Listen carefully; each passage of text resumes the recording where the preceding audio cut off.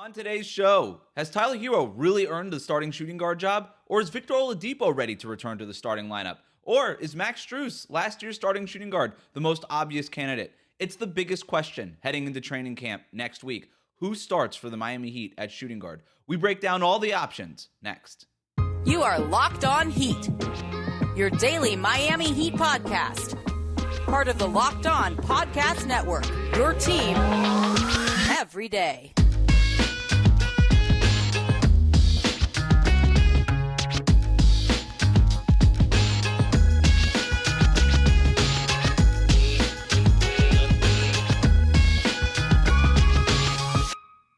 Miami Heat, however you may be listening or watching on YouTube, Odyssey, or your favorite podcast app. Thanks so much for making us your first listen every day. I'm David Ramil, and with me, as always, is my co-host, Wes Goldberg. Hello to all our new listeners and viewers from Tallahassee. I'm sure I can't wait to hear from all of you. With Heat training camp just a few days away, we'll be ramping up our coverage, so asking the big questions that you need answers to make sure to subscribe to the show to get everything you need to get you ready for the start of the Heat season. Yesterday's episode was a good one. We broke down the other forward position because we're not quite sure exactly who's going to be starting alongside Jimmy Butler or whether or not it might be Jimmy Butler sliding up to the power forward position. So go check that episode out because it was a very good breakdown on some of the options on the roster. But today we'll be looking at the other guard position because we know that Kyle Lowry is going to be starting, even though Gabe Vincent certainly made a strong case to be a more heavy rotation player. At the same time, Lowry seems likely to take over the starting point guard spot yet again for another season. So who starts alongside him as yet the other guard position? We've got a couple different options. Victor Oladipo, Max Strus, who started there for a majority of last season, on Duncan Robinson, who also was the starter at guard ostensibly for most of last season. But I think the biggest name, or at least the most interesting name, is a player who has publicly said that he believes he's earned the starting position next year, and that's Tyler Herro. Wes, what's the case for Tyler emerging as a starter next year? Well, he kind of has a point, doesn't he? He kind of did earn a starting job. Now, that doesn't mean that Max Strus doesn't earn it or somehow deserves to be removed from the starting lineup or whatever, but you look at a guy who was the best sixth man in the league last year. Okay. Usually the way jobs work, if you're awesome at your job and maybe the best in your field at a certain job, you're usually in line for some kind of promotion. And I think Tyler Herro is in line for a promotion, not just his own play. I also think that there's a part of the Miami Heat organization that needs to figure out whether or not Tyler Herro can be a starter, because we know that Tyler has been involved in these trade rumors, whether it's for Kevin Durant, James Harden a couple years ago, Donovan Mitchell. The Heat have not seemed fully convinced that Tyler Herro can be that other scorer next to Jimmy Butler that they've been looking for over the last couple of years. I think right now you got to figure it out. You have to figure it out. He's due for an extension. We'll see if he ends up getting that extension before the start of the regular season. But the only way to figure out whether or not Tyler Herro can be the second scorer that this team needed in the Eastern Conference Finals and will need going forward is to start Tyler Herro. Because as much as I like Victor Oladipo and Max Strus, and we'll get to them later, Tyler Herro's ceiling is so much higher than those players are right now. I think you got to figure it out. I think so for Miami, I think Tyler provides a lot of shot making, a lot of play making, and things like that you like. But I also think that he's earned, the chance to at least compete for that starting position. I think right now he's probably got inside track on being the starter. I think it's his to lose.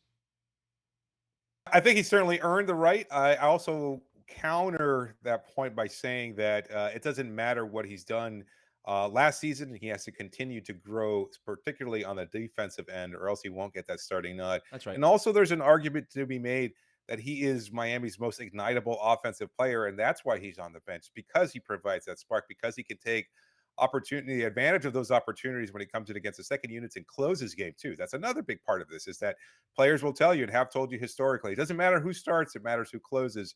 And Tyler is undoubtedly one of the team's best closers, and has made a strong case over the first 3 seasons of his career. And I don't think that's going to change anytime soon. When we're looking at why Tyler could be the starter, I mean, again, you have to look at what he did off the bench. He was an incredible spark plug. He was the sixth man of the year, almost 21 points per game. And he might be just better suited for that role moving forward. I mean, what's the argument about, Jamal Crawford not having started for all those years, or Lou Williams or somebody else along those lines? They just weren't very good defenders. They provided that spark offensively, and that's certainly where Tyler's strong suits are. We saw him.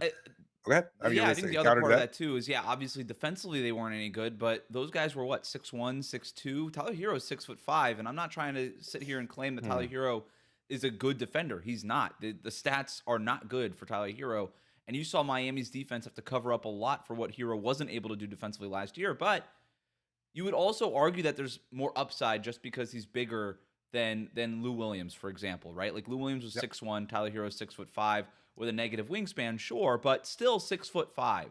All right, and so I don't think that Tyler Herro will ever be a good defender, but he could Mhm. be a below Serviceable. average to average, which would be a huge improvement from where he was last year, which was very, very bad defensively. Um, so yeah, I think we could do the pros and cons about this. Like the I think for the pros for Tyler Herro is that he's your best 3-point shooter on the team by stats Mhm. and by just the way that defenses respect and fear that 3-point shot and the way he spaces the floor. As much as Duncan Robinson and Max Strus are great 3-point shooters, not to take anything away from those guys, David, but like when Tyler Herro brings the ball up half court, he's got the opponent's attention already in a way that Duncan Robinson and Strus just don't, because Tyler is so dangerous with the ball in his hands. Plus everything that he can do from the mid range, that float game that he's developed. And the other thing that, if we want to talk about Crawford and Lou Williams, they weren't playmakers. Like they weren't passing to teammates very much. They were very one-dimensional scorers. Where Tyler Herro is starting to flash the ability to make plays. Like we saw him running a lot more pick and roll last year than he ever had in his career, and making some really good decisions and passes out of the pick and roll. So he's also got that ability. And so I just think that the upside on offense is so much higher if Tyler Herro can hit that ceiling, right? And that's the big if. And obviously, if he can hold his own defensively. Yeah, there's no doubt about it. He's like all the problems that he may have shown in the playoffs, notwithstanding. Like Tyler has been consistently one thing throughout his whole basketball career, especially at the NBA level. He is a bucket getter. He is a scorer, and he's a very damn good one at that. And we're all kind of, you know, convinced that he's not that playmaker anymore. We're willing to trade him off for this player or that player. And yes, there's an argument to be made about the upgrades that those players might have brought. But Tyler is still a great scorer, perhaps one of the best scorers in the league, and certainly a very competent and consistent one. And that's never been a problem, except for a few games here and there in the playoffs. So that's I've just changed my perspective on this. The more I thought about it, I'm not entirely sure that the Heat front office is as strong a believer in Tyler as I once was. I've been very, very consistent in thinking that the whole front office had they back Tyler 100%, and yet now with the looming deadline of his contract extension, the fact that he has been included in trade talks, it just seems more and more like maybe they're convinced they have a very good player there, but not a great one. And I'm not so sure that they just want to turn the reins over to him as a starter when they can just continue to use him off the bench as their most productive scorer there. Look, I think we're going to learn a lot about whether or not Miami gives Tyler Herro this extension, and how much it plays out in the public sphere, right? Like how much back and forth is there going between Tyler Herro's aggressive management, and he's part of I think I think it's XL Sports, but I'm not positive. But we'll learn a lot about this extension and how it happens. By the way, I don't think this extension happens until October anyway, because they don't have to do anything until the beginning of the season, which is when the deadline is to make. You think they'll get it done though? Like you've been pretty consistent. You I think think they'll they'll get it it done? done, but you've got it isn't done yet, and you still have the possibility that they try to they say, you know what, let's roll this over into next summer. We'll risk you in restricted free agency. Maybe you communicate to Tyler and his management team that, hey, we'll match whatever it is that somebody else gets, but let's just kick this can down the road for another summer. Don't worry, you're going to be taken care of at some point. But that's not a ringing endorsement to your, like if you're Tyler Herro and if you're the Miami Heat. So yeah, we'll learn a lot about the extension. Look, I'm with you. I think that the Heat think that Tyler Herro is a really good player. I think they're totally in on his work ethic. I think reports that they didn't think that he was working hard were vastly overblown. I think they like what Tyler Herro is and can be, and I don't think that there's any questions on their end about whether or not he's maximizing what it is that he can be. I think the question is, what is he at best, right? I don't think that he is Devin Booker. I think that ship has sailed. I don't think that's going to happen at this point. Devin Booker is a top 15 player in the NBA. I don't know that Tyler Herro ever gets to that level. But, is he a high-level starter? Can he be a secondary scorer or a third scorer? Is he not Devin Booker, but maybe is he CJ McCollum, for example? That's a really good player who plays in the league for a really long time and can start in the right kind of lineups. But in terms of Right. the cons, David, I mean, look, I agree with you. His scoring punch off the bench is important. I think that's a little overstated as terms of a reason why not to start Tyler Herro, because you can always just stagger Jimmy Butler and Tyler Herro and Kyle Lowry and Bam Adebayo on these guys and just make sure, that one of Tyler or Jimmy, for example, are always on the court. Just because you start him doesn't mean he can't also lead your bench unit, right? So I think that's part of it. And also, if you start Tyler, and I know we'll get to this, but that makes room for Victor Oladipo to be that sixth man off the bench and give him that role that he's been desperately wanting as well. So maybe you separate those two guys in lineups. But in terms of cons, yeah, I understand you got to reconfigure your bench unit. Defensively, we've been over it. He's not good. He needs to get better. And that, because of his defensive limitations, really sort of hampers your lineup flexibility.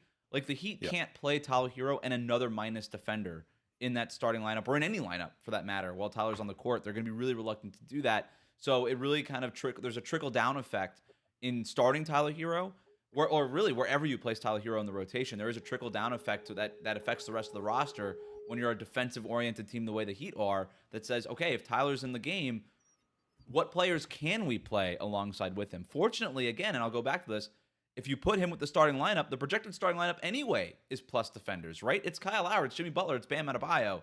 So that becomes less of a concern in my mind if you're starting Tyler Herro as opposed to bringing him off the bench. Yeah, I think it's just that lineup issue that I also question as to whether or not Tyler's the best option. Look, we debated yesterday who was going to start at the other forward spot alongside Jimmy Butler. You said it was Caleb Martin. I think Jimmy winds up sliding up. You have other options. You have Duncan Robinson. You have Max Strus, who again earned that starting role last year over Tyler, over Duncan Robinson. They feel comfortable in the balance that he brings between his defense and, of course, his incredible shooting ability. And so I don't see why he might not get that opportunity again next year. And yes, the you could say, well, you've got three really strong defenders in Lowry, Jimmy, and Bam in the starting lineup. And what better way to hide Tyler's inefficiency on that end by starting him alongside those players? But I just don't know if they feel comfortable necessarily putting him into there. And again, look, the ball has to be shared. And you got Kyle Lowry, you got Jimmy Butler dominate, you got Bam as a hub for the offense on many possessions. Can Tyler function off ball as effectively as he has in that starting lineup? And I think that's a concern. I really do. I know you've got a lot of statistics that show what a great off ball shooter he is. That's fine, but I just think it's a little different in that secondary unit when nobody's looking to take that shot other than Tyler. Like Tyler he was a go-to player. He was carrying those units consistently all throughout the regular season, and I just don't know if that's to take him out of that position where he thrived so much over the last couple of seasons is necessarily in the best interest of him and the team. I don't know. I don't know if there's other cons to it at this point other than to say it's an interesting decision. Is he good enough offensively as a starter to make up for the shortcomings that he's going to have on defense? That's the central question with Tyler Herro. And look, if to your point, if you think that Tyler Herro is only a sixth man, then just trade him. Honestly, if you're the Heat front office and you think Tyler Herro is only a sixth man, then just trade him because you need an upgrade. See, you know what I mean. I'm not trying to be facetious, just trading for anything. But I would say now, no, I know. Yeah, then you look for that Donovan Mitchell style type of upgrade. That's and so. I mean, I think they'll continue to look for other opportunities if they pan out. But at this point in time, even Bradley Beal. Like we've talked about the Beal option before. I don't really want to get into it. I don't think he's that much of an upgrade. He's a high-level starter. He's an all-star. He is a starter level. Only a sixth man. That is a really big upgrade, And so.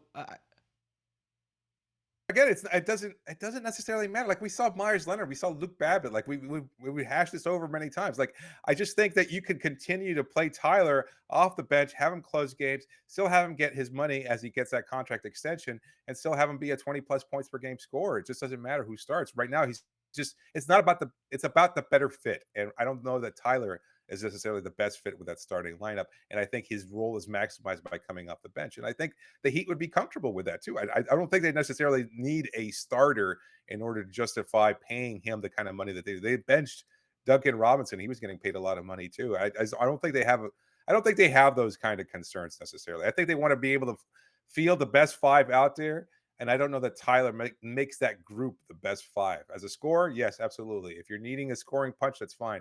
And we talked about this before we started recording, but when you're looking at two guard lineups like Cleveland or Philadelphia, two small guards or really potent scorers. Do you want Tyler getting roasted out there as part of your starting lineup? And that's where I think Eric Spoelstra will hesitate to insert him into the starting lineup. He'll give everybody the opportunity, but at this point in time, I just don't see that necessarily he's going to be slated as a starter. I think he does have the inside track by virtue of his scoring potency.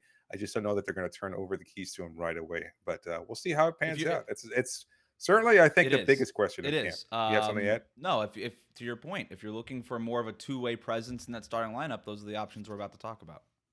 Today's episode is brought to you by BetOnline. BetOnline.net is your number one source for all of your pro and college football betting needs and sports information this season. Find all the latest football league developments, game matchups, news, and podcasts, including Week 3 spreads. BetOnline is also your continued source for all of your sports wagering information, including live betting, esports, and scores. The fastest and easiest way to check in on all of your favorite sports and events, including MLB, MMA, boxing, and golf. So head to the website today or use your mobile device to learn more about the trends in action. BetOnline, where the game starts. Back here with Locked On Heat. Listen, we have a great opportunity for anybody with video or audio production experience. We are looking for a volunteer to help us out on Miami Heat Media Day on Monday, this coming Monday, September 26th. If you have that kind of experience, please send us your qualifications and reason for applying to lockedonheat@gmail.com. We're looking for somebody to be available all day from 8 a.m. to basically the end of the workday on Monday. Yes. They'll be helping us produce the show. But David, we just discussed Tyler Herro.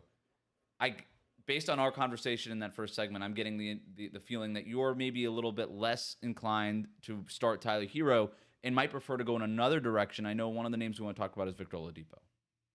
I think that's just where they feel comfortable going right now. I can't say for certain that Eric Spoelstra has a stronger faith or belief or comfort level even with Victor Oladipo. I just think that given the questions surrounding who's going to be starting alongside Jimmy Butler, whether it's Caleb or Haywood Highsmith or somebody else, I think they're going to lean defensively. They're going to lean for the best balance. And you've got good three-point shooting in Kyle Lowry. Maybe if you start Duncan Robinson, maybe if you start Max Strus on that other forward position, then you need to balance that out with a stronger defender than Tyler. And that's where Oladipo certainly comes in. And you're looking at another player, maybe the second quickest player on the roster in terms of being able to create his own shot off the dribble. He's not as consistent a scorer as he once was in Indiana, but the hope is that he'll regain that kind of form next season. If so, maybe he can become somewhat more of a outside shooter as well. He did shoot 41%, almost 42% during the regular season in 8 games, so that's a limited sample size. He struggled from three-point line in the playoffs when he was getting much more playing time, and that might be somewhere closer to where he's at as a shooter. But I think if you're looking at the balance of what he can do as a playmaker, a player who can get to the free throw line, who knows his role, who isn't going to try and dominate things and doesn't need the ball in his hands necessarily to be as effective, I think Victor is probably a better option than Tyler. I don't think that's Victor Oladipo's game at all at this point. I think he is somebody that wants the ball in his hands, doesn't really know his role, and would like to dominate the ball. That, to me, is what Victor Oladipo was in the playoffs last year and even in the regular season in the limited amount of time that he had for the Heat. I just think that this is a guy who needs a very specific role, and it's something that he has been desperate to find since coming to Miami. I don't mean this on a knock on Victor Oladipo. I just think he's still trying to sort of find himself and figure out what he is after all these injuries that he's been dealing with. And that's why I kind of think that him slotting in to the Tyler Herro role as sixth man is probably more optimal for him. I actually think that Tyler Herro would be much more inclined to accept an off-ball role in the starting lineup compared to Victor Oladipo, just because, again, based on what we saw last year, like when Oladipo was effective, it's when he had the ball in his hands and he was able to slash and kick and get to the basket and kind of play with the ball a little bit, where I think Tyler Herro is a much better three-point shooter. It's not even close. Like, he is an elite three-point shooter, where Victor Oladipo made 27.4% on 62 three-point attempts in the playoffs. To your point, made 41% in the regular season, but only on 36 attempts. For his career, he's a 35% shooter. That's meh. That's a meh three-point shooter. I just think, defensively, it makes a lot of sense to put Victor Oladipo. And I think that would be sort of the sell on Victor Oladipo is, look, defensively, he's the best option that we're going to talk about on this show. He is the best option to start at the two-guard spot. There's no question, right? He can affect the game by getting steals, being disruptive. He's a good on-ball defender. I think he needed to be better off-ball as a defender, as a team defender last year, but I think that was expected coming from the injuries and the lack of time he had playing with these guys. I think a training camp is going to do wonders for him. I think we're going to see the best version of Victor Oladipo that we've seen in Miami this coming season. I have no doubt about that. Agree. But I agree. I just think that even Victor Oladipo, as an all-NBA player, was not an off-the-ball player. Jimmy Butler needs the ball. Bam Adebayo needs the ball. Kyle Lowry, to a certain extent, early in the shot clock, needs the basketball. And so does Victor Oladipo. And I don't know that you could put 4 guys in that lineup who need the basketball. Now, I know I'm kind of doing the counter argument against my own Tyler Herro argument. But again, the Tyler Herro, the way he could space the floor, if you could tap into that and make him more Klay Thompson and less Devin Booker, then I think he's got a much more impactful impact as in the starting lineup with those 4 other guys than maybe Victor Oladipo does. But the central question is, defensively, like, are you going to look for what Oladipo can bring? Because if we're doing pros and cons again, David, then I agree. The one thing I do agree with what you said there is that Eric Spoelstra does tend to lean defense and go with guys that he trusts. And I think even despite not playing as long as Oladipo did not play, Spoelstra still trusted him in the playoffs, and that was because of what he could do defensively. Yeah, to me, it's just about finding the best balance, which is why Max Strus was getting that opportunity last year. Yes. Somebody we'll talk about in the next segment. Like he improved as a defender, and you still needed that perimeter shooting out there that you were losing because Duncan Robinson was taken out of the starting lineup. And so, and to your point, like nobody would say Max Strus is a better basketball player than Tyler Herro, but he was a better fit in that starting lineup. So I do understand that point. And then when you're looking at who starts, and alongside Jimmy at the other forward spot, like we question whether or not Caleb Martin can be that switchable defender. Do you have to completely overhaul the defensive principles that got you to the levels they did over the last few seasons with the heavy switching and things of that sort? I don't think that they're likely to do that, especially with Bam at the hub of your defense, So Victor is a better fit, and being said, and I think that's pretty clear defensively, I think he can accommodate his game somewhat offensively so that he can. What fit is the best alongside version of Tyler. him offensively? Because you and I agree defensively he is the better fit, but offensively, what is the optimal version? Dwayne of Wade Oladipo? in the tail end of the Big Three era, like an off-ball cutter that could find positioning. Like, I mean, the pattern and the comparison to Dwayne Wade is one that has helped and dogged Victor Oladipo throughout his whole career. And when you're looking at what the next step for him here, again, battling injury, maybe not quite as explosive as he once was, probably not the same mid-range shooter that Dwayne ever was. But if you're looking at where he could be most effective, you put the ball in Jimmy's hands, and then you have Victor Oladipo cutting alongside the backcourt there, just finding spaces under the hoop, using his flexibility, using his agility to put shots up. He has deft touch around the basket. He draws fouls the same way Dwayne did at a higher level, I'll add, than Tyler Herro. So there's options there that I think he could be an effective 15 to 18 point per game scorer. Do you think there's enough floor spacing there? Because it sounds so. Look, I love that. I love the vision that you just sold me. I do. You've got Jimmy bringing the ball up, Kyle ostensibly spacing the floor somewhere else, and Victor cutting off the weak side. You've got Bam sort of clogging up the paint. He's not a floor spacer, not going to be this season, even if he does start taking threes. If we start to see like 2013, let's say 2013 Chris Bosh, right, where maybe he's like 18, 19 feet away from the basket for that pick and pop jumper or something along those lines. Maybe he could spacing the floor more than he did last year, right? Because he was mostly in that 10-foot range. That's fair. Yeah, maybe. I don't know. I don't know if that. I would love for it to work. I love the idea of having the former second overall pick bouncing back, a guy who was an All-NBA player, and suddenly becoming that guy in the starting lineup that Miami had been looking for, right? I love that idea. I don't know. This is why it's a training camp preview, David, because it's going to depend on what he looks like in training camp. And like I already said, this is his first training camp as a member of the Miami Heat. He's certainly in the competition. I don't think that the Heat have decided.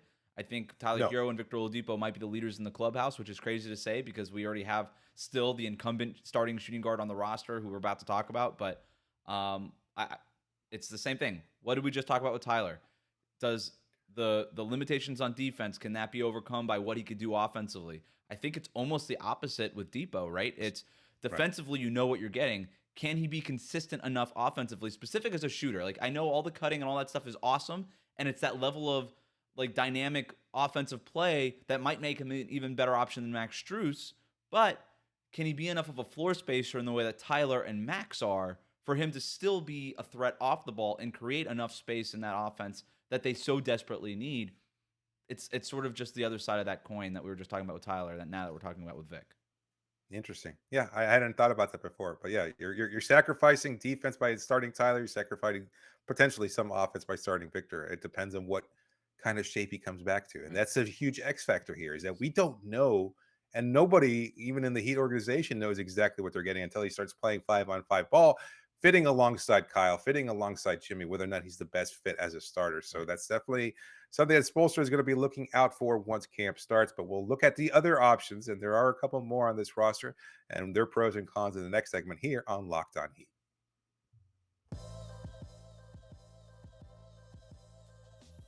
For making Locked On Heat your first listen every day. And just a reminder that you can always reach us via email at lockedonheat@gmail.com or via Twitter using the hashtag AskLHeat. Be sure to please subscribe to the show and leave a review. We do want to hear from you. If you've got questions you want asked during Media Day, this is your opportunity too. So send those in, again, via Twitter, via email, however you want to reach us. And as always, please subscribe to get the best content available and leave a review for us. Here's the rest of the field, right?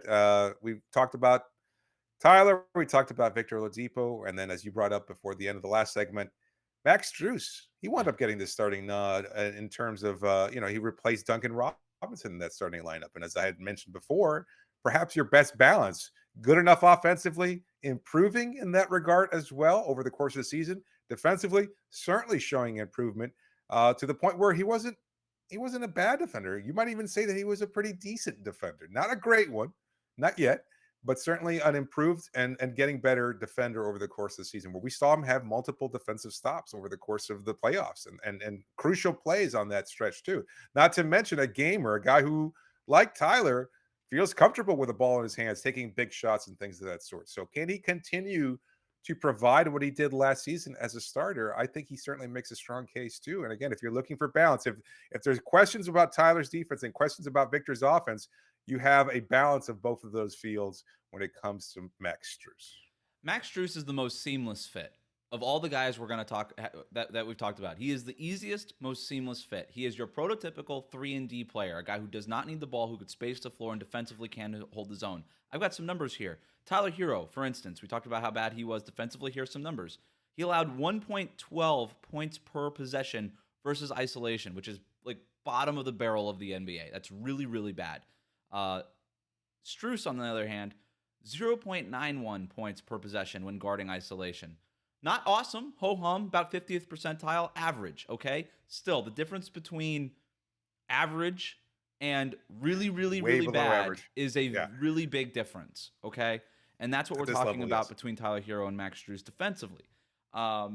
He's big, he's strong, he can hold his own on that end of the court.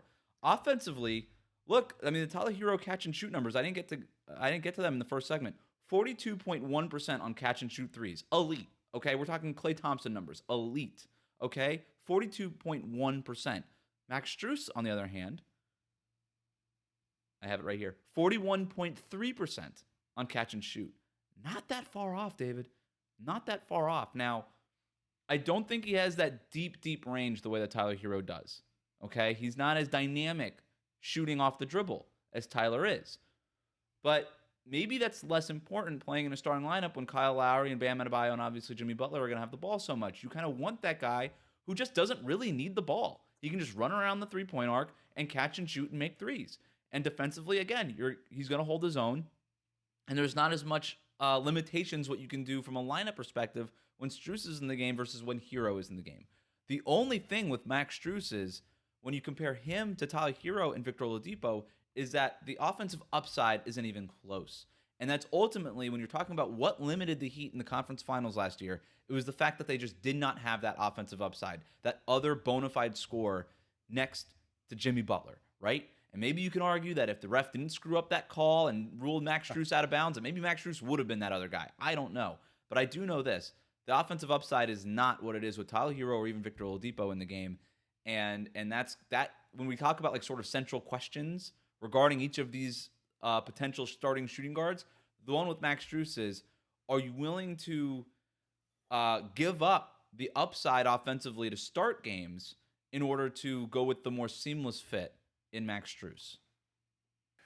Well, I guess to that point, it seems like Spo was comfortable with it. I mean, he spoke often. What was the word that he used all the time? Ignitability. Like he must have used that at least a dozen times in Yeah. post game pressers to talk specifically about Max, and we saw And that Duncan. even throughout the regular season and Duncan, yeah, but during the playoffs, particularly with Max, like I mean, that ignitability was certainly there. Like he would go over 7 in the first half and then catch fire in the third quarter. We saw that against Boston on a number of occasions, and certainly helped propelled Miami to some much needed victories there. So what it comes down to for me then is basically, again, the same question we keep having is where does the balance get found among we've listed the individual strengths and weaknesses of each of the top 3 candidates, and you could throw Duncan Robinson's name in there as a possibility. We mentioned him as an option at the other forward spot.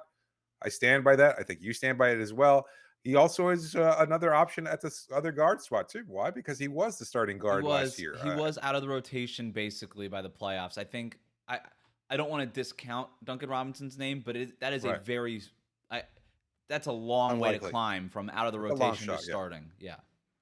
And At and either a shooting big guard part or of forward. why you could afford to insert a fairly a rookie in Max Strus into the starting lineup when you have title aspirations is because you have PJ Tucker in that other starting lineup. So that's what it comes down to is like who is the other starter in that lineup? You've got Kyle, you've got Jimmy, you've got Bam. And so here are the other options. Tyler and Caleb Martin, Tyler and Max Strus starting, Victor Oladipo and Max Strus, or Victor Oladipo and Caleb Martin. And I don't know. I don't know that there's a strong argument to be made for any of those pairings. And yet they seem like the most likely 4 scenarios is that the 2 of those names are going to be starting alongside Jimmy, Kyle, and Bam. And And that you've says got nothing about strong what you case want to argument. do with your bench unit too, right? Because we know that Eric Spoelstra likes to approach his bench units much in the same way he likes to approach his starting units. He looks for that connectivity. He looks for those roles that make sense. He looks to try to give guys specific jobs. And so, yeah, you've made this point over and over again, and it's a very, very important one. All of these things are connected, right? Just because you think that, hey, maybe Jimmy Butler should start at the 4. All right, awesome. Where are you making up size to the rest of the lineup? Maybe you think, Caleb Martin should start at the 4. Okay, great. Where are you coming up with shooting? Where are you coming up with these other things? If you think Tyler Herro needs to be the starting shooting guard, where are you coming up with defense across the rest of the lineups? If you think Victor Oladipo should start, does that mean Tyler Herro is coming off the bench? Or vice versa, right? Like all of these things are so connected. And that's really the calculus game that Eric Spoelstra is going to have to play in training camp is, okay, maybe this player is outperforming this guy in training camp in preseason, but in terms of lineup flexibility and in the integrity of the things that I'm trying to accomplish, then this is what I'm going to do instead. It's not easy.